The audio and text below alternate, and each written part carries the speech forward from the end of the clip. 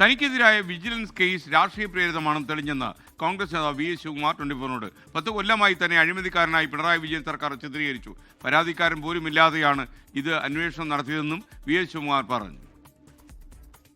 കഴിഞ്ഞ 10 വർഷമായി എന്നെ ഈ അഴിമതിക്കാരനായി ചിത്രീകരിക്കുന്നതിലേക്ക് വേണ്ടിയുള്ള ശ്രമമാണ് ഈ ഗവൺമെന്റ് ഭാഗത്തു നിന്നുണ്ടായത്.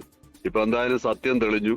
അവര് തന്നെ അന്വേഷിച്ചിട്ട് കുറ്റക്കാരനല്ല എന്നുള്ളത് അതിന്റെ റിപ്പോർട്ട് അവർ കൊടുത്തു എന്നുള്ളത് അറിഞ്ഞതിൽ വളരെയധികം സന്തോഷമുണ്ട്.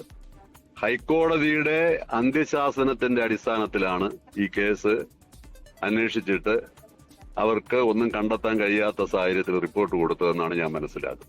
അപ്പൊ ഇത് മനഃപൂർവ്വം രാഷ്ട്രീയ പ്രേരിതമാണ്. സത്യം തെളിഞ്ഞു. വളരെയധികം സന്തോഷമുണ്ട്. കൊച്ചിയിൽ നിന്ന് വിഷ്ണു സുരേഷ് വിവരങ്ങളുമായി ചേരുന്നു. വിഷ്ണു, വിശദാംശങ്ങൾ. എസ്.കെ.എൻ മന്ത്രിയായിരിക്കുന്ന കാലഘട്ടത്തിൽ ബിനാമി ഇടപാടിലൂടെ ശിവകുമാർ അനധികൃത സ്വത്ത് സമ്പാദനം നടത്തിയെന്നായിരുന്നു വിജിലൻസിന് ലഭിച്ച പരാതി. അത് വിജിലൻസ് ലഭിച്ച വിവരങ്ങൾ. ആ വിവരത്തിന്റെ അടിസ്ഥാനത്തിലാണ് വിജിലൻസ് വിശദമായ അന്വേഷണത്തിലേക്ക് കടന്നത്. അത് രാഷ്ട്രീയമായി കൂടി ഏറെ ചർച്ച ചെയ്യപ്പെട്ടിരുന്നു. അതിലാണ് ഇപ്പോൾ വിജിലൻസ് തന്നെ വി എസ് ശിവകുമാറിന് ക്ലീൻ ചിറ്റ് നൽകിയിരിക്കുന്നത്. അദ്ദേഹം അനധികൃത സ്വത്ത് സമ്പാദനം നടത്തിയിട്ടില്ല എന്നാണ് കണ്ടെത്തൽ. പക്ഷേ അദ്ദേഹത്തിനൊപ്പം ഉണ്ടായിരുന്ന ചില ആളുകൾ അവർ ഈ വി എസ് ശിവകുമാർ മന്ത്രിയായിരുന്ന കാലഘട്ടത്തിൽ അവർ അനധികൃതമായ സ്വത്ത് സമ്പാദനം നടത്തിയിട്ടുണ്ട് എന്നൊരു കണ്ടെത്തലിലേക്കും വിജിലൻസ് എത്തിയിട്ടുണ്ട്. അതുമായി ബന്ധപ്പെട്ട പ്രതികരണമാണ് ഇപ്പോൾ വി എസ് ശിവകുമാറിനെ കേട്ടത്.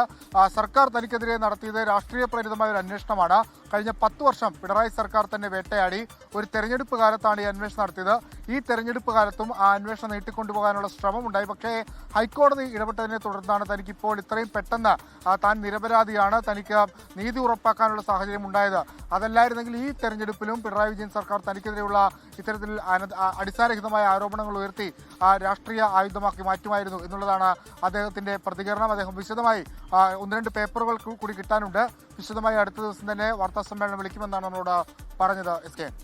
ലോകത്തെവിടെയായാലും ഏത് സമയത്തും 24 വാർത്തകളും ഓഗ്മെന്റഡ് റിയാലിറ്റി പാക്കേജുകളും എക്സ്പ്ലെയിനറുകളും വിശദമായി കാണാൻ ഞങ്ങളുടെ യൂട്യൂബ് ചാനൽ നിങ്ങൾക്ക് സബ്സ്ക്രൈബ് ചെയ്യാം.